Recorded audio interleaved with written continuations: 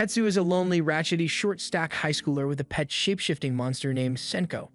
One day, a girl is walking by when she notices a random bike move on its own, so she goes in for a closer look. But just then, the owner, Tetsu, shows up, and from his perspective, it absolutely looks like Yuki was trying to steal his bike. So he tells her to get her grubby mitts off it before he calls the cops. Yuki apologizes, but she assures him she wasn't trying to steal his bike. She just happened to see it move on its own, and she thought it was weird, so she wanted to take a closer look.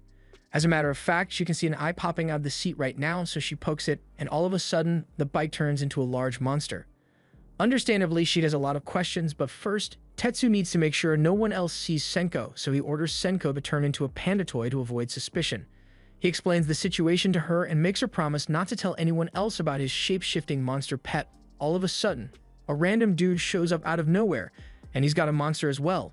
Shu says he wants Tetsu to hand Senko over, but Tetsu has no intention of doing that, so he turns Senko into a pair of scissors and cuts off one of the tentacles on Shu's monster. Senko ends up getting swatted away, but the damage dealt was enough to limit Shu's monster's mobility, so Tetsu turns Senko into a car and drives away. Later that day, Shu corners Yuki on her way home and demands that she tell him where Tetsu and Senko went because he wants that shape-shifting ability. She says she has no idea where he is because she literally just met him today, and you'd think Shu would be chill about it since this girl obviously has nothing to do with this whole mess. But nope, he kidnaps her and drops her on the ledge of a random building because he figures Tetsu would have to come save her eventually. Meanwhile, on a different rooftop, Tetsu is sitting with Senko, just minding his own business, but all of a sudden, Senko somehow notices Yuki in trouble, so he immediately swallows Tetsu and turns into a plane so he can fly over and help. Once they eventually arrive, Tetsu asks Yuki what she's doing up here since it's really dangerous, but it's not like she had much of a choice in the first place.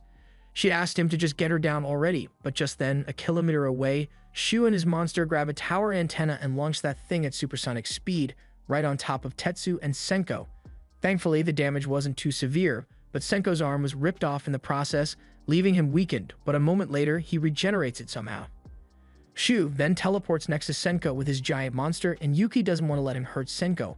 But there's not much she can do, so Tetsu opens up a door and pulls her into Senko for safety.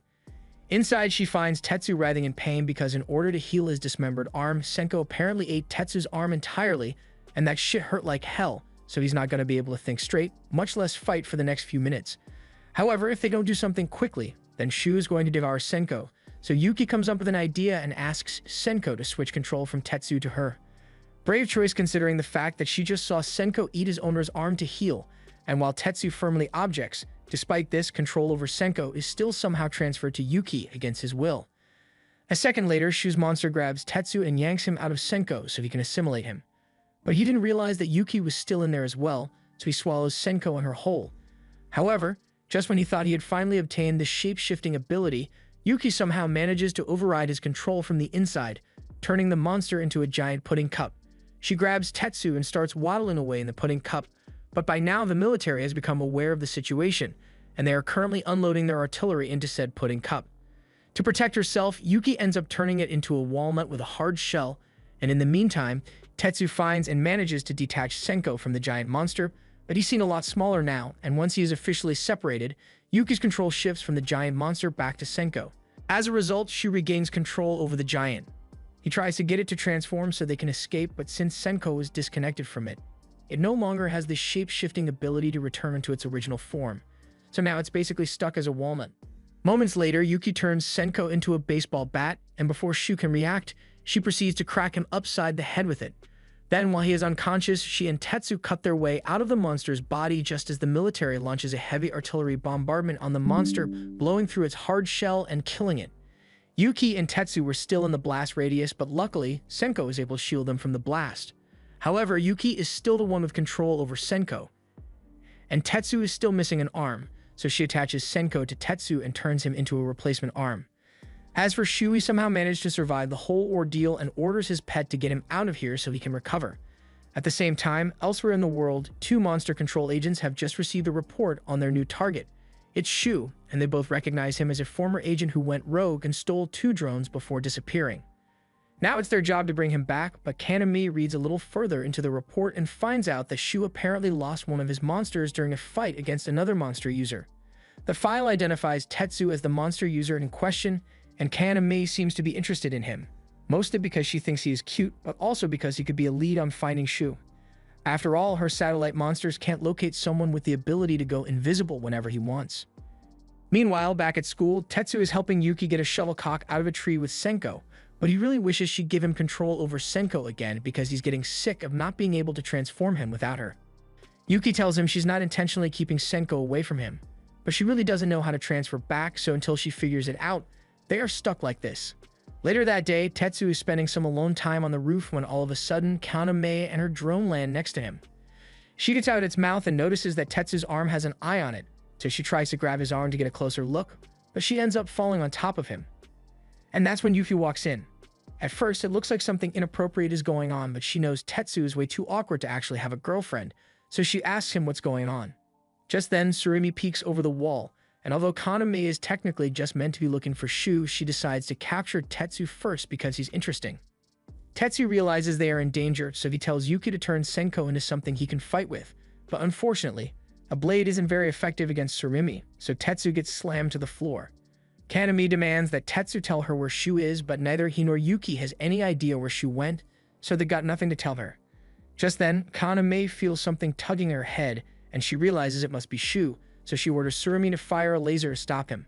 The laser cuts the tentacle off, and Shu reveals himself, but just when Kaname thinks he's about to fight her, he reveals that she isn't actually his target today, and by the time she realizes that, he has already grabbed Tetsu and Yuki and disappeared. He takes them to a local shop, and long story short, he wants to propose a truce with them as long as they help him take down Kaname. Yuki immediately nokes out of there because she doesn't trust Shu at all, and Tetsu doesn't trust him either, but Shu convinces Tetsu to hear him out by promising to help him regain his link to Senko. Meanwhile, Yuki has just been dragged into a car by Kaname and Gotoda, but he's starting to feel a little uncomfortable about this because with Yuki struggling so much, it makes him feel like a kidnapping accomplice. Kaname reminds him that they really are kidnapping her, so he should just hurry up and drive away before someone spots them. They later take her to a park and inform Yuki that they are special agents in charge of taking care of dangerous monsters called drones all across the world. Shu is one of their road members, so they need to capture him before he does any real damage, and they need Yuki's help to do it. They ask her to lure the others out so they can confront them for the greater good. Yuki is having second thoughts about trusting the person who kidnapped her off the street earlier, but she's got no loyalty to Shu, so she doesn't mind helping them catch him. But as for Tetsu, Yuki is no backstabber, so she later tells him straight up that Kaname and Gotoda asked her to bring him to them. He agrees to the meeting, but only under the condition that they meet in an isolated area of the city, and that they do it at night because he doesn't want Kaname's satellite drone spotting them. Yuki thinks it's a little too risky to go at night since he might get into trouble, but he says if she's so worried about him, then she can come help him if she wants. Yuki ends up doing just that, so later that night, she and Tetsu make their way into the abandoned section of the city, and there, they are confronted by Gotoda and Kaname. Kaname says she's glad Tetsu actually decided to show up, but Tetsu already has a good idea about why she wanted to see him, so he says there's no way he's going to work with her. This annoys Kaname, so she says that if he's going to be uncooperative, then she's just going to force him to comply. Tetsu asks Yuki to transform Senko when he gives this signal, and she's really confused by his request, but he promises to explain everything once they are done here, so she goes along with it for now. As Kaname orders Tsurumi to attack, Tetsu yells for Yuki to give him a weapon, so she turns Senko into a gun, but regular bullets don't seem to be effective against this thing, and Tetsu ends up getting grabbed. Kaname looks really smug because she thinks she has won, and she asks Tetsu if he is finally ready to do as he is told, but he's still got one trick up his sleeve. He tells Yuki to transform Senko now, so she does as he says and turns Senko into a large sheet, completely blocking Tsurumi's view. Just then, Shu's drone appears right next to Kaname, and since Tsurumi's vision is obstructed, it can't protect her right now, so Shu is able to sever Kaname's link to Tsurumi before taking control of it himself and restraining her. This has worked out perfectly for Shu, but he still needs to fulfill his end of the deal with Tetsu, so he grabs Yuki and removes her link to Senko as well. However, as soon as Yuki's link is removed, Shu feels a strange force tugging at his link with Tsurumi, and before he knows it, it has somehow been transferred to Yuki, just like what happened to Tetsu. Now that Tsurumi is under her control, Yuki proceeds to piece up Shu, forcing him to retreat, and now that he has lost Tsurumi, he needs to get another drone. He finds Tetsu walking with Senko and immediately knocks him to the ground.